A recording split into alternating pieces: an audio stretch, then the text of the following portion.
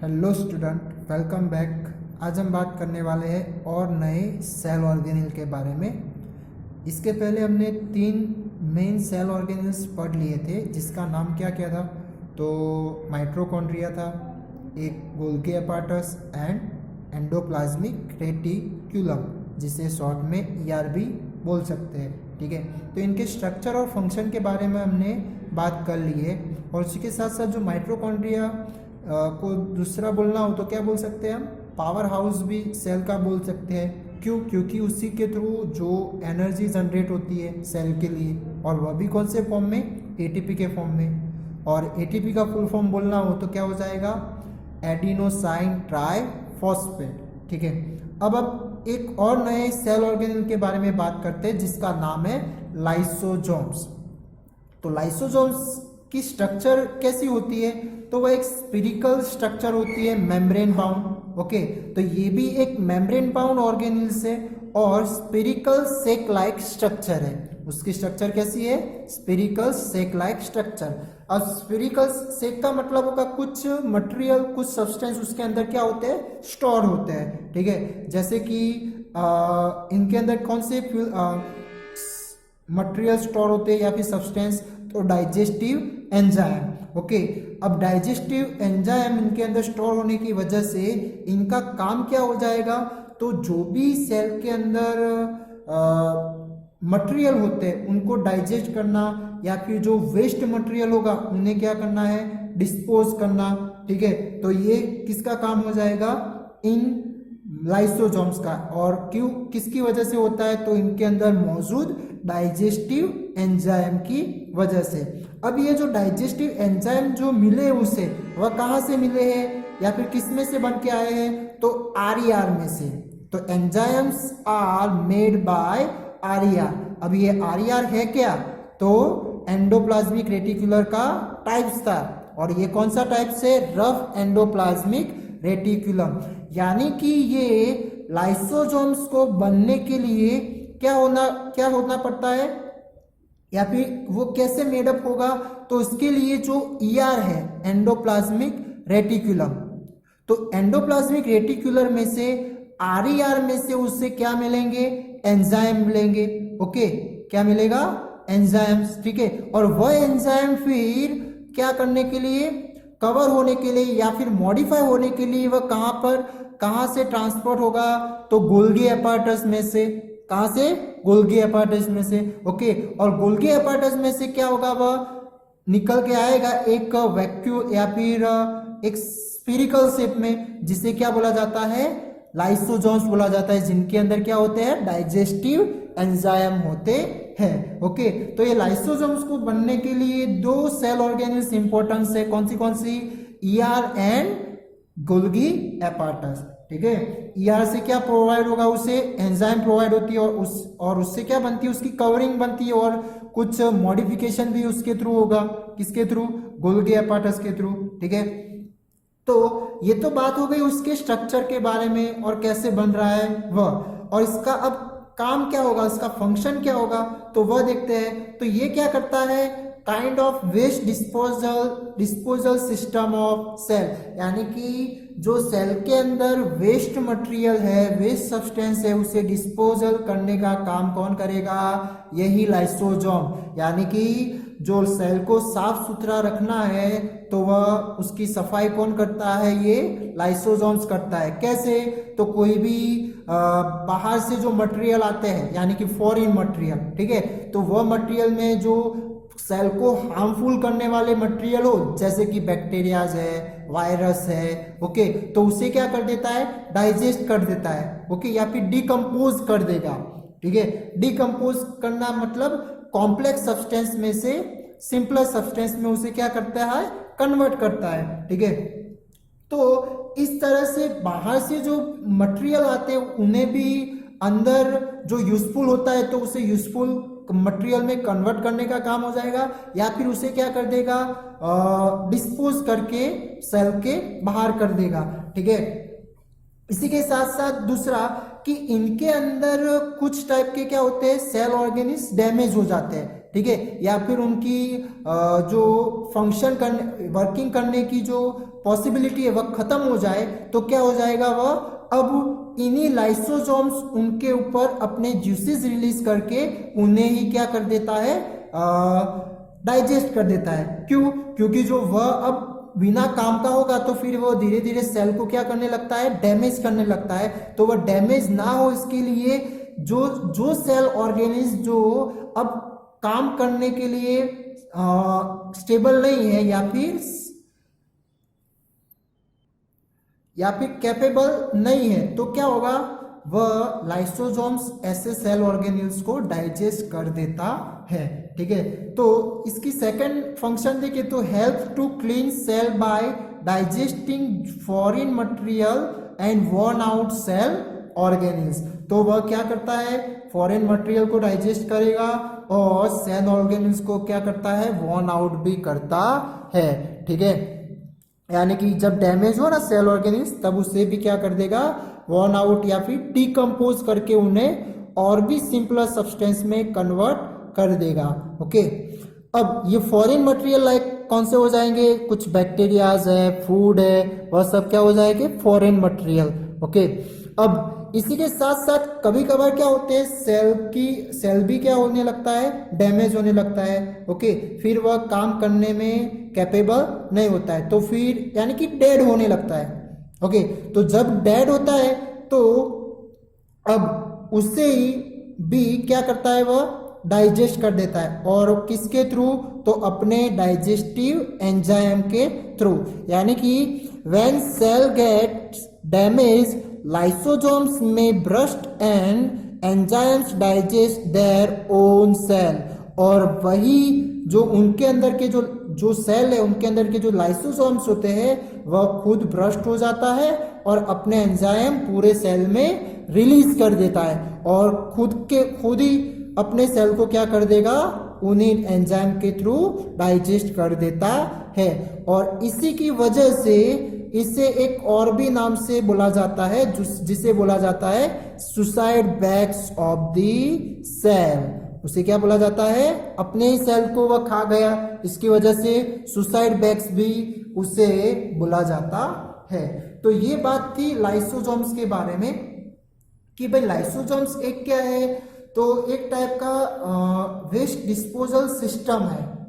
क्या है वह, एक टाइप का वेस्ट डिस्पोजल सिस्टम जो सेल को क्लीन रखता है। ओके, और इसी के साथ साथ जो फूड के कुछ सब्सटेंस होते हैं ग्लूकोज के, तो ग्लूकोज को क्या करता है और भी सिंपलर सब्सटेंस में कन्वर्ट करने के लिए भी ये लाइसोसोम्स के डाइजेस्टिव एंजाइम इंपॉर्टेंट है। ओके, और ये अपने ही सेल को जब डेड होने आता है सेल, ओके, क्यों डेड होने, क्योंकि हर एक क्या होता है, नए नए सेल भी बनेंगे। ओके, तो जो डेड सेल होते हैं या फिर डैमेज सेल होते हैं उसे डाइजेस्ट करने का काम भी किसका हो जाएगा, इन्हीं लाइसोसोम्स का। जो वो सेल डैमेज हुए या फिर डेड हुए जो वहां पर मौजूद होगी, तो वह जो पूरी टिश्यू जो बनी है सेल्स की, तो वह दूसरे सेल्स को भी वह डैमेज सेल क्या करेगा, बिगाड़ने लगेगा। तो वह ना हो इसलिए क्या करता है, ये लाइसोसोम्स अपने ही सेल्स को डाइजेस्ट कर देता है। कब, वह ब्रस्ट होकर। ओके, यानी कि अंदर ही ब्रस्ट हो जाएगा कुछ इस तरह से। मान लो कि ये सेल है और इसके अंदर ये लाइसोसोम्स है, तो लाइसोसोम्स पूरा क्या होता है, ब्रस्ट हो जाता है और पूरी उसके अंदर के जो भी एंजाइम्स है वह हर अंदर रिलीज कर देता है। ओके, और रिलीज करने की वजह से पूरा सेल क्या कर देगा, वह एंजाइम डाइजेस्ट कर देता है। ठीक है, तो ये बात थी लाइसोसोम्स के बारे में। अब हम बात करते हैं प्लास्टिड्स और एक नया सेल ऑर्गेनिल्स जिसका नाम क्या है, प्लास्टिड। ओके, अब ये प्लास्टिड किसके अंदर पाया जाएगा, तो वह ओनली प्लांट सेल के अंदर प्रेजेंट होते हैं, एनिमल सेल के अंदर प्रेजेंट नहीं होते हैं। ठीक है, यानी कि absent in animal cell. Okay, but ये प्लास्टिड का फंक्शन क्या हो जाएगा, तो जैसे कि हम देखते हैं कि जो फ्रूट है, फ्लावर है, लीफ है, तो वो हमें डिफरेंट कलर के देखने को मिलते हैं। ठीक है, तो वह डिफरेंट जो कलर उसे मिला है प्लांट को, वह किसकी वजह से, सेल के अंदर मौजूद इन्हीं प्लास्टिड की वजह से। ठीक है, और इनके भी कुछ टाइप से, और वो कौन से टाइप से? दो टाइप से। कौन से? फर्स्ट है क्रोमोप्लास्ट और सेकंड है ल्यूकोप्लास्ट। अब ये क्रोमो का मतलब क्या होगा? कलर्ड, और प्लास्ट यानी प्लास्टिड, यानी कि ऐसे प्लास्टिड जो कलरफुल है, उनके अंदर कुछ ना कुछ कलर प्रेजेंट है, ठीक है। और उन कलर का भी कुछ डिफरेंट फर्क हो जाएगा। जैसे कलर फॉर्म करने का तो काम तो है ही, ओके, बट इसी के अलावा दूसरे भी फंक्शन हो जाएंगे उनके। अब दूसरा जो टाइप से वह क्या है? ल्यूकोप्लास्ट। तो ल्यूकोप्लास्ट में क्या होता है? तो बिना कलर वाले, यानी कि व्हाइट या फिर कलरलेस प्लास्टिड, जिन्हें क्या बोला जाएगा? ल्यूकोप्लास्टिड से भी बोला जाता है। तो चलो इसके फंक्शन देखते हैं। तो ये जो कलरफुल प्लास्टिड होते हैं, कलर प्लास्टिड होते हैं, तो उसमें एक प्लास्टिड जिसका नाम है क्लोरोप्लास्ट। तो ये क्लोरोप्लास्ट आप आगे भी सुनते आए हैं, जिसके अंदर क्या है कि कौन सा एक पिगमेंट होता है जिसका नाम है क्लोरोफिल पिगमेंट। कौन सा पिगमेंट? क्लोरोफिल पिगमेंट, जिसका काम क्या हो जाएगा? तो आपको पता है कि जो प्लांट के अंदर फूड बनता है वह कौन सी प्रोसेस से बनता है?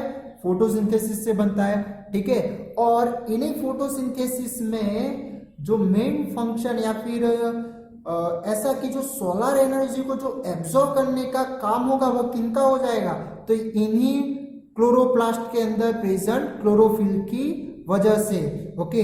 यानी कि क्लोरोप्लास्ट क्या करते हैं? तो सोलर एनर्जी को केमिकल एनर्जी में कन्वर्ट करते हैं। क्या क्लोरोप्लास्ट क्या करते हैं? तो जो सनलाइट है यानी कि सोलर एनर्जी को केमिकल एनर्जी में कन्वर्ट करते हैं, ओके। और इन्हीं केमिकल एनर्जी का यूज करके जो फोटोसिंथेसिस के वक्त फूड बनता है, कैसे बनता है? तो उनके अंदर कुछ रॉ मटेरियल एब्जॉर्ब होते हैं, और वो एब्जॉर्ब कर कहां पर आते हैं? लीफ पर आते हैं, ठीक है। जैसे कि कार्बन डाइऑक्साइड की बात करें, उसके अंदर रॉ मटेरियल कौन से हो जाएंगे? तो कार्बन डाइऑक्साइड, कौन सा? कार्बन डाइऑक्साइड, जो बाय द स्टोमेटा लीफ के थ्रू आता है, ओके। एंड दूसरा कौन सा होता है? तो पानी, जो रूट के थ्रू एब्जॉर्ब होकर लीफ में आएगा, ओके। और इन दोनों को जब कंबाइन करना है या फिर उनमें से जो फूड बनाना है या फिर डिफरेंट प्रोडक्ट बनाए, उसके लिए क्या जरूरत पड़ेगी? उन्हें केमिकल एनर्जी की जरूरत पड़ेगी, यानी कि एक टाइप की एक केमिकल इक्वेशन हो जाएगी। तो इसके लिए केमिकल एनर्जी जो जरूरत पड़ेगी वह कहां से मिलेगी? तो सोलर एनर्जी में से कन्वर्ट होती है केमिकल एनर्जी में, ओके। बट ये कन्वर्ट करने का काम कौन करेगा? तो क्लोरोप्लास्ट के अंदर प्रेजेंट क्लोरोफिल की वजह से होता है, ठीक है। और उनसे क्या बनता है? फूड बनता है, पानी रिलीज होता है, और ऑक्सीजन गैस भी रिलीज होता है, ठीक है। तो ये एक कौन सी इक्वेशन हो गई? फोटोसिंथेसिस की जो इक्वेशन थी उनके बारे में हमने बात की, ओके। और यहां पर क्या लिखते थे हम? सनलाइट और क्लोरोफिल, ठीक है। तो क्लोरोफिल की वजह से ये मॉलिक्यूल्स केमिकल रिएक्शन कर सकते नहीं है, क्योंकि जो केमिकल एनर्जी की जो रिक्वायरमेंट होती है वह किनके थ्रू मिलती है? उन्हें क्लोरोफिल के थ्रू मिलती है, ओके। और इन्हीं की वजह से फोटोसिंथेसिस में इसका इंपॉर्टेंट फंक्शन हो जाएगा। और इसी के साथ साथ जो लीफ को ग्रीन कलर मिला है वह भी किनकी वजह से?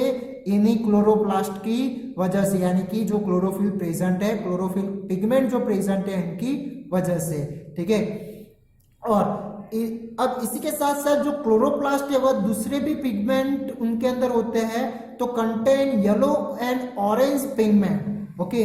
तो इनके पास दूसरे कौन से पिगमेंट प्रेजेंट हो गए? येलो और ऑरेंज टाइप के भी पिगमेंट प्रेजेंट होते हैं, ओके। और chloroplast are important for photosynthesis in plastid, तो सॉरी प्लांट्स। क्लोरोप्लास्ट की एक दूसरी जो इंपॉर्टेंट फंक्शन हो तो क्या होती है? फोटोसिंथेसिस के अंदर ये इंपॉर्टेंट है। क्यों? क्योंकि जो केमिकल एनर्जी चाहिए वह इन्हीं से मिलेगी, ओके। अब हम बात करते हैं ल्यूकोप्लास्ट। तो ये तो हो गया कि जो क्रोमोप्लास्ट होते हैं वह कलर देने का काम करते हैं और कुछ डिफरेंट फंक्शन भी शो करेंगे। ओके, और इसी के साथ साथ अब ल्यूकोप्लास्ट का काम क्या होगा, वह तो बिना कलर वाले हैं, तो वो एक प्राइमरी ऑर्गेनेल्स है और इनका काम क्या हो जाएगा, तो कुछ टाइप का मटेरियल स्टोर करने का।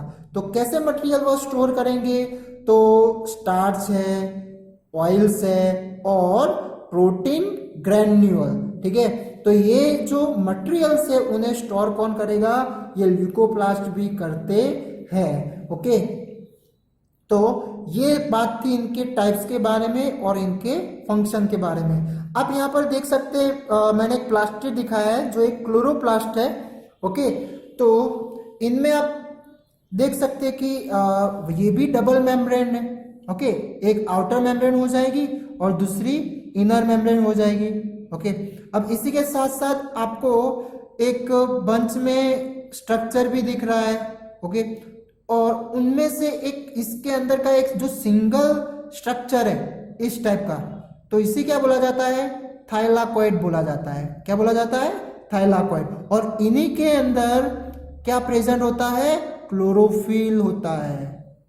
क्या प्रेजेंट होता है इसके अंदर, क्लोरोफिल होता है। ठीक है, अब ये एक सिंगल जो स्ट्रक्चर है उसे थाइलाकॉइड बोलेंगे और जो पूरी कंबाइन होकर थाइलाकॉइड जब एक से ज्यादा कंबाइन होकर जो स्ट्रक्चर बना है उसे क्या बोला जाएगा, ग्रेनम बोला जाता है। ओके, और एक से ज्यादा ग्रेनम कंबाइन होते हैं तब उसे क्या बोला जाता है, ग्रेना बोला जाता है। क्या बोला जाएगा, ग्रेना, यानी कि ग्रेनम का प्लूरल फॉर्म हो गया। ओके, नेक्स्ट, तो और इसके जो कनेक्शन करने का यानी कि एक दूसरे से के साथ कनेक्ट हुए हैं उसे क्या बोला गया है, इंटरग्रेना बोला गया है। ठीक है, तो इस तरह की कुछ स्ट्रक्चरिंग होती है किसकी, ये थी क्लोरोप्लास्ट की स्ट्रक्चर। ओके, प्लास्टिक का एक टाइप्स हो जाएगा। ठीक है, तो ये सिर्फ स्ट्रक्चर आपको या समझने के लिए थी। ओके, अब हम बात करते हैं इसकी और भी स्ट्रक्चर के बारे में कि plastid are similar to mitochondria in external structure. तो जैसा माइटोकॉन्ड्रिया का एक्सटर्नल स्ट्रक्चर होता है वैसा ही प्लास्टिड में देखने को मिलता है। और जो इंटरनल किस तरह का होता है, तो जो internal organisation of the plastid consist of numerous membrane layer embedded in a material is called stroma। अब ये आपको numerous membrane layer consist substance देख रहे हैं या फिर स्ट्रक्चर आपको देखने को मिल रही है। ओके, तो ये क्या है, कुछ मटेरियल में सस्टेंड है। ठीक है, सस्पेंड है। ओके, यानी कि कोई अंदर फ्लोट करते ऐसा होगा, कहीं सरफेस पर वह कांटेक्ट में नहीं है, बीच में ही उस मटेरियल के अंदर सस्पेंडेड रहते हैं। ठीक है, और वह जो मटेरियल है उस मटेरियल को क्या बोला जाता है, स्ट्रोमा बोला जाता है। क्या बोला जाएगा उसे, स्ट्रोमा। ठीक है, तो ये मटेरियल का नाम यहाँ पर स्ट्रोमा है। अब इनके भी खुद के डीएनए भी होते हैं और राइबोसोम्स भी होते हैं। ठीक है, तो इसके तरह ही हमने एक और सेल ऑर्गेनिज्म में देखा था कि भाई उनके भी डीएनए और राइबोसोम्स थे, तो वह कौन सा था, तो वह और कोई नहीं बट माइटोकॉन्ड्रिया था।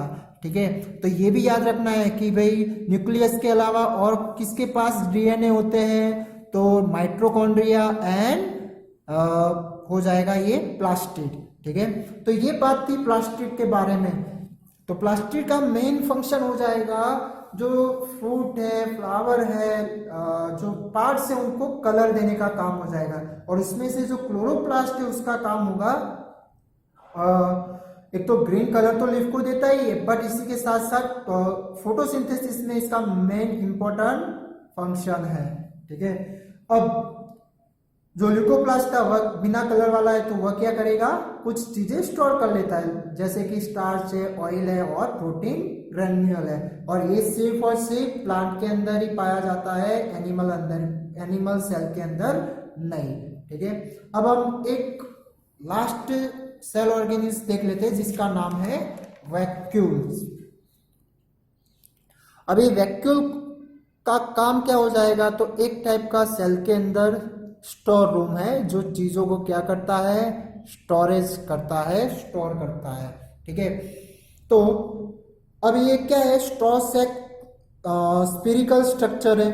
ठीक है, और वह क्या करता है, फॉर सॉलिड और लिक्विड कंटेंट उनके अंदर स्टोरेज रहते हैं। ओके, और ये भी क्या है कि एनिमल सेल के अंदर भी पाया जाता है और प्लांट सेल के अंदर भी पाया जाता है, बट वेरियस साइज में। किस तरह से, तो vacuoles are small size in animal cells while plant cell have very large. तो जो वैक्यूल्स एनिमल सेल के अंदर होते हैं, मान लो कि ये एक एनिमल सेल है, ठीक है, तो उसके अंदर इस तरह के छोटे छोटे फॉर्म में वह प्रेजेंट होगा। ओके, बट जो प्लांट सेल होता है, प्लांट सेल हम ड्रॉ करें तो कुछ इस तरह से उसकी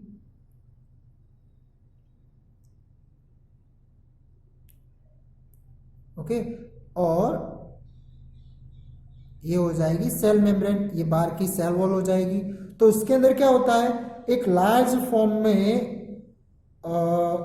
वैक्यूल प्रेजेंट होता है। तो इनकी वजह से जो न्यूक्लियस होता है उसे भी क्या कर देता है, वह साइड में कर देता है। ठीक है, तो एक सेंट्रल वैक्यूल है ये। ठीक है, जिसका साइज भी क्या होता है, सेल के अंदर 50 to 90% ऑक्यूपाई करके रखता है वॉल्यूम।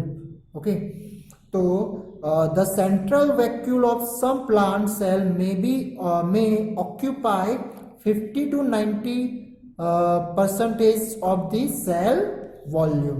ओके, और अब ये एक्चुअली कौन से टाइप के मटेरियल स्टोर करेंगे प्लांट सेल में, तो plant cells vacuoles are full of cell sap like amino acid, sugar, various organic acid and some protein. तो ये कुछ टाइप के मटेरियल ये हो जाएंगे जो आपको याद रखना है। एमिनो एसिड है, शुगर है, वेरियस टाइप के ऑर्गेनिक एसिड है, सम प्रोटीन्स है। तो ये सारे इन्हीं स्टोर रूम में यानी कि वैक्यूल में स्टोर रहते हैं। जैसे जैसे सेल को जरूरत होगी वैसे वैसे वह क्या होगा, वहां से रिलीज होता जाएगा। ओके, और कुछ चीजें जो बन रही वह भी उसके अंदर स्टोर होती रहेगी। ओके, तो ये सेल जो वैक्यूल जो होता है वह प्लांट सेल में इस तरह लार्ज स्केल में देखने को मिलेगा और एनिमल सेल में छोटे छोटे फॉर्म में देखने को मिलता है। अब एनिमल सेल के अंदर बात करें और उसमें भी सिंगल सेल में लाइक अमीबा, तो जो अमीबा में जो वैक्यूल्स होता है वह फूड वैक्यूल्स पाया जाता है। यानी कि अमीबा का आपने सुना ही होगा, पढ़ा ही है आगे के स्टैंडर्ड में, उसका शेप भी डिफाइनाइट नहीं होता है। ठीक है, और वह क्या करता है, उसके सराउंडिंग कोई फूड आए तो वह क्या करेगा, अपने सेल मेम्ब्रेन से स्यूडोपोड यानी कि एक टाइप के फॉल्स लेग क्रिएट करता है। ठीक है, इस तरह के, और वह फूड को क्या कर देगा, अपने अंदर ले लेता है। तो इसकी वजह से एक टाइप का क्या बन जाता है, वैक्यूल बन जाता है। तो इस वैक्यूल को क्या बोला जाएगा, फूड वैक्यूल बोला जाता है। क्या बोला जाएगा, फूड वैक्यूल बोला जाएगा। ओके, और इन्हीं फूड वैक्यूल पर क्या होगा, फिर कुछ टाइप के एंजाइम सेक्रेट करेगा, यानी कि डाइजेस्टिव एंजाइम सेक्रेट होगी उसके अंदर, और उससे क्या करेगा, सिंपलर सब्सटेंस में कन्वर्ट करके अपने लिए जो फूड चाहिए या फिर एनर्जी चाहिए वह उसी से, यानी कि उसके अंदर के जो सेल्यूलर प्रोसेस होते हैं उसके लिए फिर वह काम में आएगा। ओके, तो in single cell organism like amoeba the food vacuole contain the food item. तो उसके अंदर क्या क्या कंटेन होता है, फूड आइटम्स प्रेजेंट हो गए, यानी कि जो बाहर से वह अपने अंदर लेता है वह। ठीक है, और कुछ दूसरे जो यूनिसेल्युलर ऑर्गेनिज्म होते हैं जैसे कि पैरामीशियम है। ओके, तो in some unicellular organism specialised vacuoles also play important roles in explaining excess water and some waste from the cell। यानी कि अब उनके अंदर ज्यादा मात्रा में वाटर हो जाए या फिर कुछ टाइप के वेस्टेज मटेरियल हो जाए तो फिर वह क्या करेंगे, इन्हीं वैक्यूल के थ्रू अंदर ले लेंगे और उसे क्या कर देते हैं, अपनी बॉडी से रिलीज कर देते हैं। ओके, तो ये बात थी वैक्यूल के बारे में। कि भाई वैक्यूल एक क्या है, एक टाइप का स्टोरेज सैक है जो डिफरेंट मटेरियल को, या सॉलिड हो या फिर लिक्विड हो, उन्हें क्या करता है, स्टोर करता है। प्लांट सेल में लार्ज स्केल में देखने को मिलता है, एनिमल सेल में छोटे छोटे साइज में आपको देखने को मिलेगा। जो सेंट्रल वैक्यूल होता है वह प्लांट सेल में 50 to 90% सेल वॉल्यूम ऑक्यूपाई करता है। ओके, और उसमें amino acid, sugar, various organic acid and some proteins present होते हैं या फिर स्टोर होते हैं। और जो अमीबा में होता है वह फूड वैक्यूल के फॉर्म में आपको देखने को मिलेगा। और कुछ टाइप के ऑर्गेनिल्स है यूनिसेल्युलर, उसमें एक्सेस वाटर एक्सेस करना हो या फिर सम वेस्ट मटेरियल को एक्सेस करना हो, बाहर निकालना हो, तो वह भी इन वैक्यूल के थ्रू ही बाहर निकलता है। ठीक है, तो ये आज हमने बात की 3 और नए सेल ऑर्गेनिल्स के बारे में। जो एक वैक्यूल था, एक था प्लास्टिड जो प्लांट सेल में पाया जाता है, जो क्या करता है, कलर देने का काम करेगा, और कुछ डिफरेंट भी फंक्शन के होते हैं। ठीक है, और इस फर्स्ट जो हमने देखा था वह लाइसोसोम है। वह एक टाइप का क्या है, वेस्ट डिस्पोजल सिस्टम है सेल का, जो सेल को क्या करता है, क्लीन रखता है। ओके, और इसी के साथ साथ कुछ कॉम्प्लेक्स सब्सटेंस को सिंपलर सब्सटेंस में भी कन्वर्ट यही करता है। ठीक है, तो ये बात थी सेल ऑर्गेनल्स के बारे में। ठीक है, थैंक यू।